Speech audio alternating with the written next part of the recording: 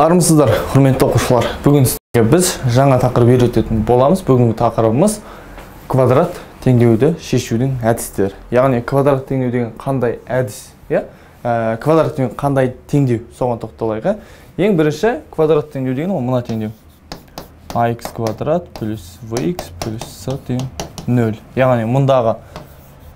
Яғни мұндағы a деген x квадраттың алдындағы сан бар ғой, яғни коэффициенті 0-ге тең емес болу. Ал 0-ге тең болып қалған жағдайда кәдімгі өзіміздің сызықты теңдеуіміз шығып алады. Бірақ бізге ондай теңдеуді біз шешуді білеміз, кішкене күрделендіріп, енді біз квадрат теңдеу шешудің әдістерін үйренуіміз керек. Түсінікті?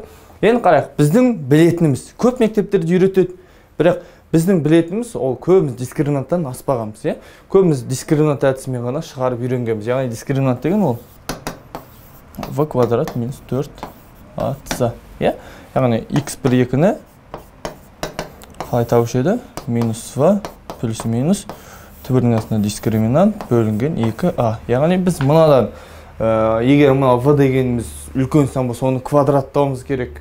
Оны 4 көбейтілген атса дискриминант түбірден шыға ма, шықпай ма, біз оны шыға ма, шықпай ма нақты білмей қалатын жағдайлар болады. Жақсы ма? Сондықтан біз кәшше дискриминантты ұмытамыз. Дискриминант қандай жағдайда біз есепті шығара алмай, мен үйреткен құпиялардың ешқайсына келмеген жағдайда ғана осы дискриминантпен шығаратын боламыз. Ендеше сабағымыз бастайға. Ең бірінші біздің шығаратын есебіміз, ең бірінші үйренетін тәсіліміз ол бірінші құпия. Яғни бірінші құпия деген қандай тәсіл? Оны не құпия деп тұрады? Енді соған байланысты құпиясын шешейік. ax квадрат плюс vx плюс c тең 0. Яғни бізде осындай теңдеу, квадрат теңдеу осы. Ең үлкендері 2, дұрыс па? Енді осы жердегі мынау алдындағы avc деген, яғни avc деген сандар қосындысы 0-ге тең болса, онда біз болды. Дискриминантты да шешудің қажеті жоқ, ветке де салудың қажеті жоқ. Бірден аламыз да x1 1-ге тең, x2 c бөлінген a-ға тең деп алып кетеміз. Міне, көрдіңіздер ма? Оңай, Басты не керек екен? Басты бізде міне avc деген коэффициенттері қосындысы 0-ге тең болса болды. Ондайша біз теңдеудің шешімдерін x1 1-ге тең, x2 c бөлінген a-ға тең деп алып кетеміз. Ешқандай қиындық жоқ. Міне. Енді қарайық. Осыған байланысты бір-екі есеп шығарып көрейік. Қараңыздар. Бірінші міне. Бірінші есебіміз x квадрат плюс 2x минус 3. Бізге беріліп тұр. Енді осы теңдеуді шешуіміз керек. Біз бұны дискриминантқа салып, 2-ні квадраттап, минус 4 атсы сөйтіп есептеп түбірден шығарып есептеуімізге. Ал бізде вет теоремасы бар. А нешеге тең? 1-ге тең. Міне x квадрат тұр ма? Жайған x квадрат тұр ма? Оның алдында 1 бар деген сөз естеріңізде болсын. 2 c тең минус 3. Міне. Осы стандарт қосам, міне бізге шарт керек. a плюс v плюс c тең 0 болу керек. Енді қараңыздар. Сонда 1 қосылған 2 минус 3-ті қоссам, мына плюс қосайын. Сонда нешеге тең? 0-ге тең ғой, дұрыс па? Себебі 1-ге 3 плюс минус 3 болады да, 2 0-ге тең болып шығады не? Мына 0 болды ғой, ешқандай проблема жоқ. Сонда x1, мына теңдеудің x1-шісі неге тең? 1-ге тең, x2-шісі минус 3 бөлінген 1-ге тең, ол минус 3-ке тең. Міне, көрдіңіздер ма? Есептің шешімдері осылай болады екен. Түсінікті? Енді қойып тексеріп көрейік. Қойып тексеріп көрейік, қараңыздар.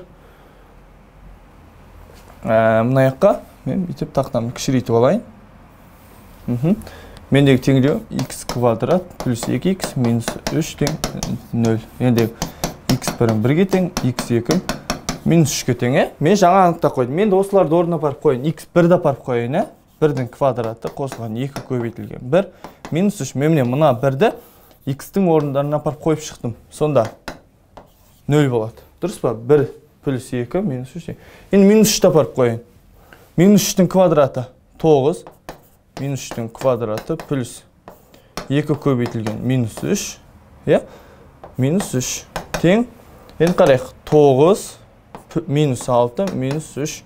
Яғни 9-дан 6-ны алсам 3. Одан 3-ті алам 0. Міне. 0 тең 0 теңестіріп тұр ма? Теңестіріп тұр. Теңдеу шешілді ма? Шешілді. Түсінікті? Мінеке. Яғни бұны енді сіздерге тапсырма. Бұны үйреткеннен кейін үйрендім екен деп отыра бермеңіздер. Есепті көп шығарып көріңіздер. Түсінікті? 8-ші сыныптың кітабын ашыңыздар да, сода осындай есептер көп. Квадрат теңдеу 8-ші сыныптасында солдағы есептерді барлығын шығарып шығыңыздар. Сіздер міндетті түрде бірінші құпияны, екінші құпияны, мен үйреткен тәсілдердің барлығын игеріп шығара аласыздар. Енді қарай. Екінші есеп 25х квадрат минус 12х минус 13. Яғни жазып алайын. 25х квадрат минус 12х минус 13 тең 0. Қарайық, аларды жазып шығайын. А тең 25-ке, В тең минус 12-ке, С тең минус 13-ке. Барлығын қосып шығам, Біздегі бірінші құпияда А қосылған, В қосылған, С тең 0 болу керек. Қарайық, 25 қосылған минус 12, қосылған минус 13. Қарайық, 25 плюс минус минус болып кетеді, плюс минус минус болып кетеді. Сонда 0 болады. Дұрыс па? Мінекей, сонда енді біздегі теңдеу шешімдерін қарайық. Шешімі x1 1-ге тең, x2 нешеге тең? x2 минус 13 бөлінген 25-ке тең. Мінекей, ешқандай қиын емес, бар болғаны өзіміз білетін амалдарды пайдаландық. Мінекей, кеттік ары қаратай. Енді келесі тәсіл. Келесі екінші құпия. Яғни екінші құпия деген қандай құпия? Бұнда да бір құпия бар шығар. Яғни бірінші құпия, екінші құпия дегенді айтып жатырмын ғой. Мұндағы ең бір айырмашылығы алдындағы коэффициенттерінің құпиясын ашып жатырмыз. Түсінікті? Соған байланысты шығарып жатырмыз. Енді қарайық, оқушылар. Екінші құпияны айта кетейін. ax квадрат плюс vx плюс s тең 0 болса, Енді қараңыздар, осы жерден a минус v плюс s тең 0 болса. Яғни бізде мынау екінші құпияныкі. Ал бізде бірінші құпияда қалай еді? Бірінші құпияда бәрін қосқан кезде 0-ге тең болу керек болған. Ал екінші құпияда v-ның алды минус болған кезде, v-дан алып тастаған кезде минус болу керек. Сонда x1 минус 1-ге тең, x2 қазір мынаның астына жазайын. x2 минус s бөлінген a-ға тең. Түсінікті? Мінекей. Ешқандай қиындығы жоқ. Өзіміз білетін кәдімгі амалдар. Түсінікті? Сонда бізде қараңыздар, егер v-ның алды минус жасаған кезде болса, онда екеуінің түбірдің алдындағы минус 1 и минус с бөлінген a. Ал бізде бірінші құпияда x1 1-ге тең болған, x2 неге тең болды? 2 с бөлінген a-ға тең болды. Ал екінші құпияда екеуінің алдында минус болады екен. Көрдіңіздер ме? Енді есеп шығарып миымызға бекітіп алайық. Қараңыздар. 5х квадрат плюс 12х плюс 7. Енді қарайық. Мен осыны жазып алайын теңдеуді бірінші. 5х квадрат плюс 12х плюс 7 тең 0. Енді қарайық бұл жерде. Менде v-ның алдын алған кезде, яғни a тең неге тең? 5-ке тең, v тең 12-ке тең, s тең 7-ке тең. Қарайық, осы жерде екінші құпияда a минус v плюс s тең 0 болу керек. Енді 5 азайтылған, 12-нің алдында азайтылған. Мына шетте 12-нің алдында минус жоқ болса да минус қоямыз. Плюс 7 тең неше шығады не? Мына 2 плюсті біріктіресем, 5-ке 7-ні қоссам 12, минус 12 мен 0 болып кетеді. Түсінікті? Сонда енді қарайық, x1 нешеге тең? Минус 1-ге тең. x2 нешеге тең? Минус s бөлінген a-ға тең. Мына жаққа жазып қойайын. Онса мына жаққа жазып қойайын. Бәрімізге түсінікті болсын не? ax квадрат плюс vx плюс s тең 0 болған жағдайда x1 минус 1-ге, x2 минус s бөлінген a-ға тең. Осы бойынша алсақ, минус s бөлінген a 7, минус 7 бөлінген 5-ке тең. Түсінікті? Енді қарайық, осы жерде тексеріп көрсек болады. Жақсы ма? Минус 1-ді қойсақ, бірден есептің нақты шығатынын біліп тұрмыз. Біз енді мынау күрделі жауапты қойып көрейік. Кішкене енді біз 1, 2 деген сандар бірден қойып есептей аламыз. Бізге кішкене бөлшек сандар қойып есептеп көрейік x-тің орнына. Мына x-тің орнына мен апарып мынаны қойып көрем. Жақсы ма? Бұл біздегі қазіргі шешімдері болған есептің. Мен қоршап қояйын. Енді мен оны мына жаққа апарып қоям. 5 көбейтілген не? Минус 7-тен 5-тің квадраты плюс 12 көбейтілген минус 7-тен 5 плюс 7 тең 0. Иә? Енді қарайық. Мынаны квадратсам минус жойылып кетеді, себебі дәреже жұп болған кезде қандай санның минус болсын, ол плюске айналып кетеді. 5 көбейтілген 25-тен 49 қосылған плюс минусы минус болады. Мен мынаны минус дей салайын, иә? Минус дедім. 5. Енді қараңыздар, мыннан 12-ке 7-ні көбейтсем 84 болады. Плюс 7. Енді қарайық. Мынау мен мынау қысқаратта 5 қалады. Сонда 5-тен 49 алынған 84-тен 5 плюс 7. Мына екеуін қараңыздаршы, ортақ бөлімі бар. 84-тен 49 жасам не шығады? 35 шықпай ма, иә?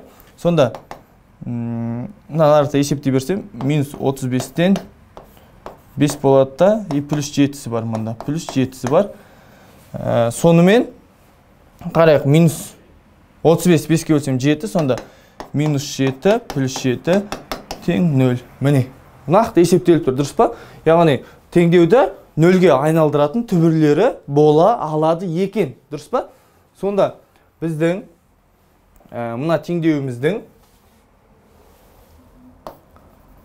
5х квадрат плюс 12х плюс 7 тең 0 теңдеуіміздің түбірлері шешімі дейсайық. Шешімі x1 тең минус 1, x2 нешеге тең? Минус 5-тен 7-ге тең, немесе 7 бөлінген 5-ке тең деп алсақ болады екен. Түсінікті ғой? Мінекей ешқандай қиындық жоқ, түсінікті? Кәдімгі көбейту барлығын қосу соларды ғана пайдаланып жатыр. Мен ары қаратай қиын есептеулік жолдарын пайдаланып жатқан жоқ, түсінікті? Сондықтан бәрімізге түсінікті болады деген ойдамын. Ешқандай қиындық жоқ. Енді кеттік ары қаратай. Келесі есепті қараңыздар. 2-ден 1 x квадрат плюс 2x плюс 2-ден 3. Енді қарайық, бұл жерде қалай есептейміз? Бұл жерде мен есептің түрін жазып алайын. 2-ден 1 x квадрат плюс 2x плюс 3-ден 2 тең 0. Бұда жаңағындай есептеп дәлелдеп жатудың қажет жоқ. Нақты шығарып көрсетсек болады.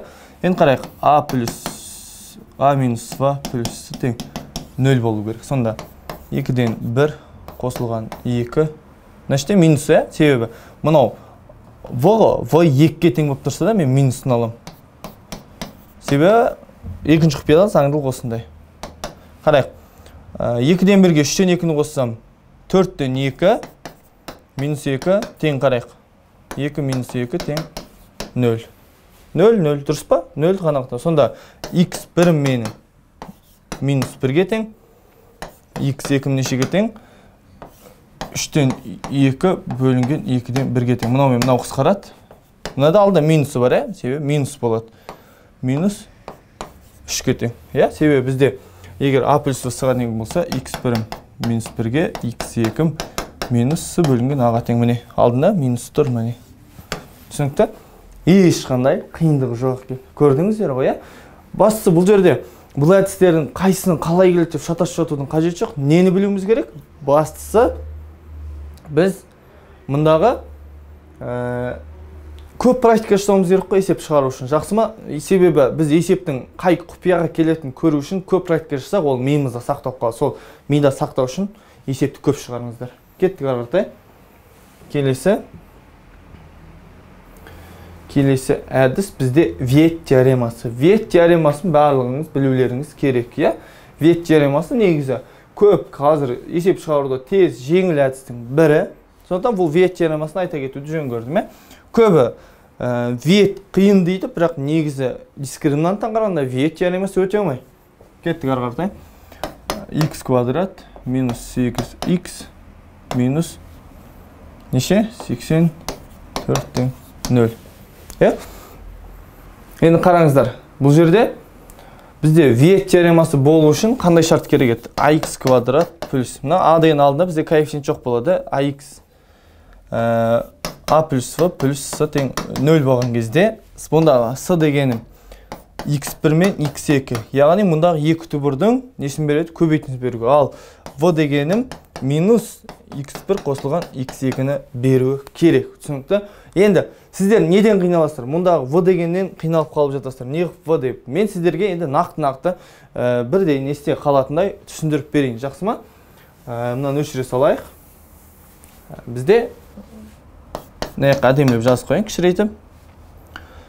Vx плюс с тең 0 болса, я. Мұндағы с дегенім x1 көбейтілген x2-ні береді. И v дегенім минус x1 қосылған x2-ні береді. Енді қараңыздар, бұл жерде 84, дұрыс па? 84.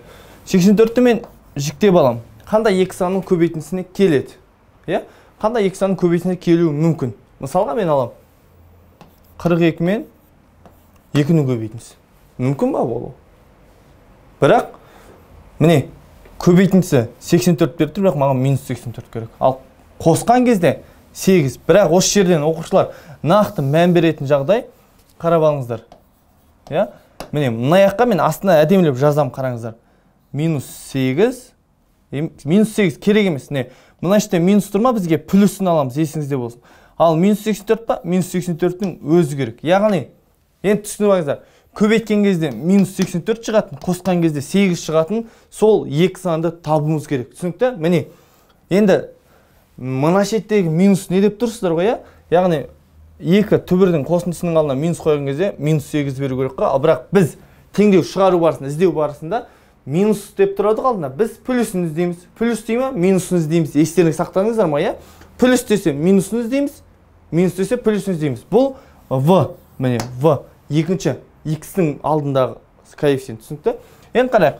84 қандай екі санның көбейтіндісі? Егер білмей жатсаңыздар, бүйтіп көбейтіңіздер. 42 көбейтілген 2 қосқан кезде келе ма? 84-тің өзін жіктеп шығам мен қазір, сосын ары қарата үйретіп шығам. 21 мен 4 келмейді. Енді қарайық, 7 мен 3 келуі мүмкін, сосын тағы қандай сандарға келеді, Мысалға мен былайын алсам. Мысалға 42 дегенде 14 көбейтілген 3 көбейтілген 2 деп алсам. Мына екеуін көбейтсем. Болады ғой. Сонда қарайықшы. 14 көбейтілген 6. 84, бір-бірінен азайтсам 8-ге келеді. Дұрыс па? Яғни көбейтіндісі 84 азайтсам, нені беріп тұр? Азайтсам 8 беріп тұр. Енді қарайық осы жерде. 14 пен 6-ның көбейтіндісі екен мұнда. Көрдіңіздер ғой, 14 пен 6-ның көбейтіндісі. Сонда енді, бірақ менде екеуін көбейтсем қазір плюс 84 берді. Ал маған қандай керек? Минус 84 керек. Ал маған плюс 8 керек. Дұрыс па? Ол үшін не істеуім керек? Мына екеуінің қайсының алдына минус қоюым керек. Мынаның алдына минус қойсам, қараңыздар. Көбейтсем минус 84 беріп тұр. Ол жерде проблема жоқ. Дұрыс па? Енді қарайық, қосқан кезде минус 8 беріп тұр ғой. Вот, осында проблема бар. Көрдіңіздер ме? Сондықтан мен мынаның алдына минус қойсам. Қараңыздар. Көбейтсем минус 84 береді. Қоссам плюс 8 бере ма? Беріп тұр. Онда x1 14, x2 минус 6. Негізі көбейтуді білсеңіздер, бұл жерде ешқандай проблема жоқ қой. Кеттік ары қаратай. Екіншісін қарайық. X квадрат минус 15x плюс 56 тең 0. Егер қандай санның көбейтіндісі келетін білмесеңіздер, жаңағындай 84 деген сан мысалға 21 көбейтілген, 4, 7 көбейтілген, 12 дегенде жіктеп алыңыздар, сол кезде өзі бір сан көрініп тұрады, түсінікті? Бірден сақтап кетесіздер. Қараңыздар. X квадрат минус 15x плюс 56. Мынаны қалай шығарамыз, Енді 56 деген ол бізде 18 бен 3-тікі, 18 бен 3-тікі ма? Жоқ, қазір. 14 бен 4-тікі. 14 бен 4-тікіне келеді, Енді біз оны қарасақ, қандай сандар көбейтілген? Бізге ең бір еске түседі 7 мен 8. 7 мен 8. Ең бір еске түсетін осы екі сан, дұрыс па? Қараңыздар. 7 мен 8. Енді қарайық. Көбейтсем 56-ны беріп тұр ма? Беріп тұр. Қоссам, маған минус 15 емес, плюс 15 керек. Дұрыс па? Қоссам, нені беріп тұр? Көбейтсем 56-ны қоссам, плюс 15 беріп тұр ма? Не? Плюс 15 беріп тұр. Көбейтсем 56-ны беріп. Сонда x1 тең 7, x2 тең 8. Міне. Теңдеудің жауаптары. Орнына апарып қойып тексерсек те болады. Қойып көре салайға. 7-ні апарып қойын. X-тің орнына 49 минус 15 көбейтілген 7 плюс 56 тең 0. Енді қарайық. 49 минус мынау неше болады? 105 болады. Плюс 56.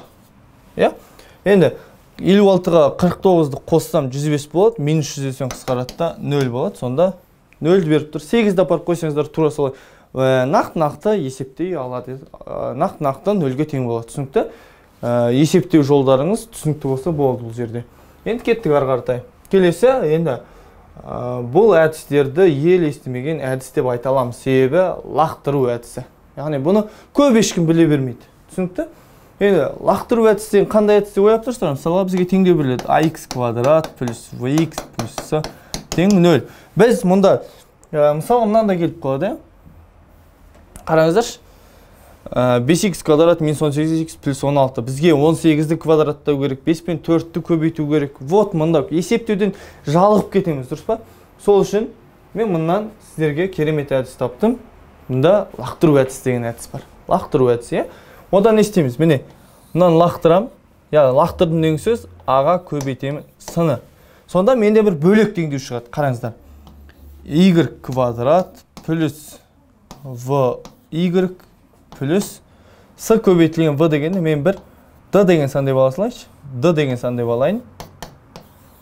Міне, осындай бір бөлек теңдеу шықты. Бірақ мен неғып бөлек теңдеуді болдым, себебі мұндағы коэффициентті ауыстырып жібердім, дұрыс па? Менікі осындай бөлек теңдеу шықты.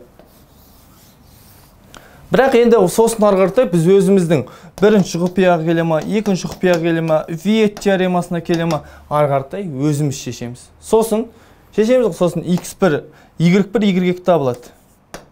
y1, y2 табылады, дұрыс па? Сосын бізге бірақ нені табу керек? y1 мен y-тер керек емес. Бізге бастапқы теңдеу қандай еді? X болған.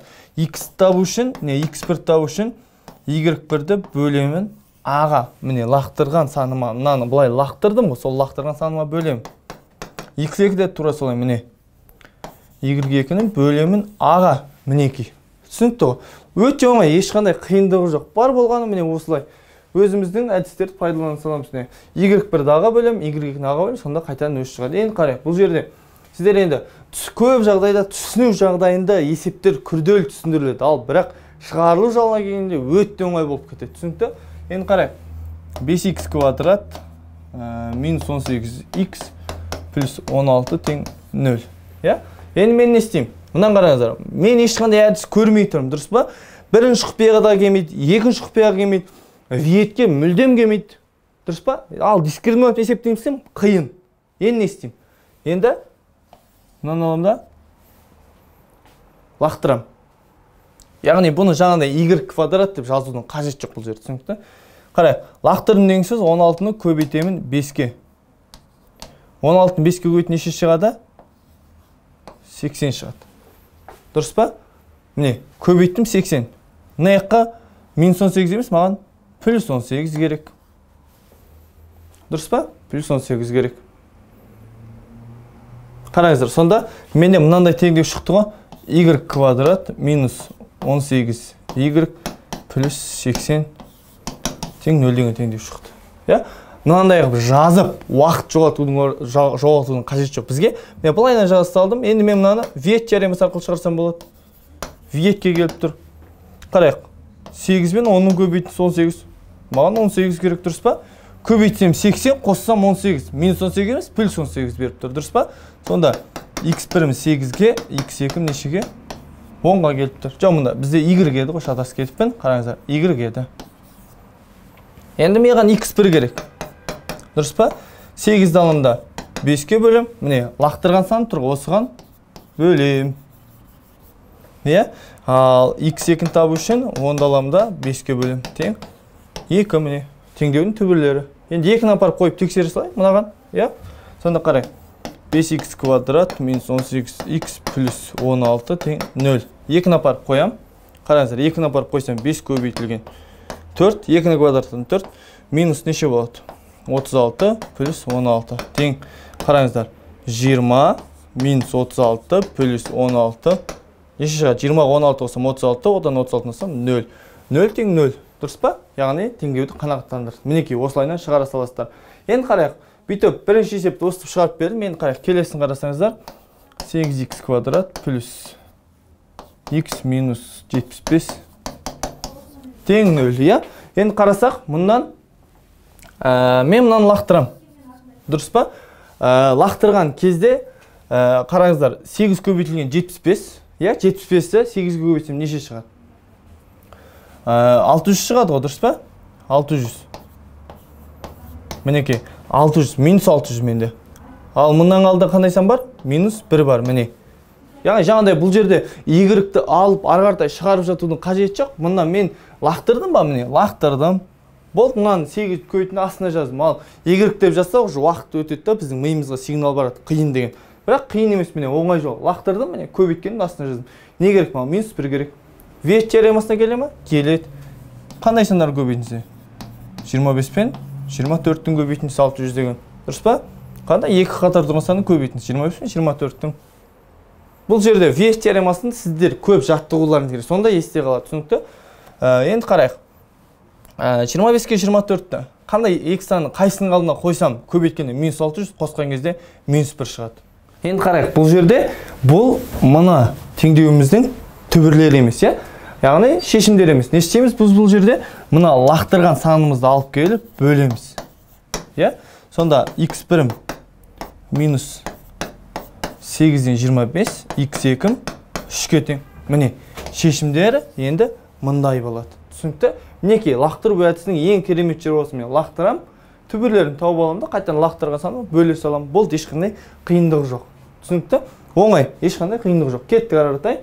Енді өздеріңіз тексеріп көріңіздер, орындарын апарып сандарды қойсаңыздар, нақты мына жағы нөлге тең, мына нөлге тең болады. Түсінікті? Мінекей. Енді қарайық, кеттік. Келесі шақыру әдісі. Яғни шақыру әдісі деп тұр. Бұл жерде қалай шақырамыз? Шақыру әдісі деген ол мынау, кәдімгі. ax квадрат плюс vx плюс с көбейтілген d деп аласылайын. Мына екі санды көбейтіп алайын. Мен мұнан шақырдым, міне, d-ны шақырам, аға, көмекке кел деп шақырып жатырмын. Қарайық, сол кезде a көбейтілген d x квадрат, немесе мынаны бөлек теңдеу қылайын, y квадрат плюс vy плюс с тең 0 деген теңдеу шығады. Енді біз мына аяқтан бірінші құпия, екінші құпия вет теоремасына келіп жатады. Түсінікті? Осы кезде біз вет теоремасы немесе бірінші құпия, немесе екінші құпияны шығарып берсек болады. Сосын бізге y1-лер табылады, дұрыс па? Бізде мынаның шешімі y1 мен y2 болады. Біз соны табу үшін не істейміз? y1 мен y2 шығардық. Енді маған x1 мен x2 керек теңдеуді. x1 табу үшін аны немесе жоқ, лақтырған саным қайсы? Шақырған саным қайсы? d ғой. d көбейтілген y1, x2 d көбейтілген y2. Міне. Түсінікті? Яғни біз тапқан теңдеулердің түбірлерін қайтадан шақырған санымызға көбейтіп шығамыз. Түсінікті? Мінекей. Кеттік, есеп шығарып көрейік енді осы әдіске байланысты. X квадрат плюс x минус 56 тең 0.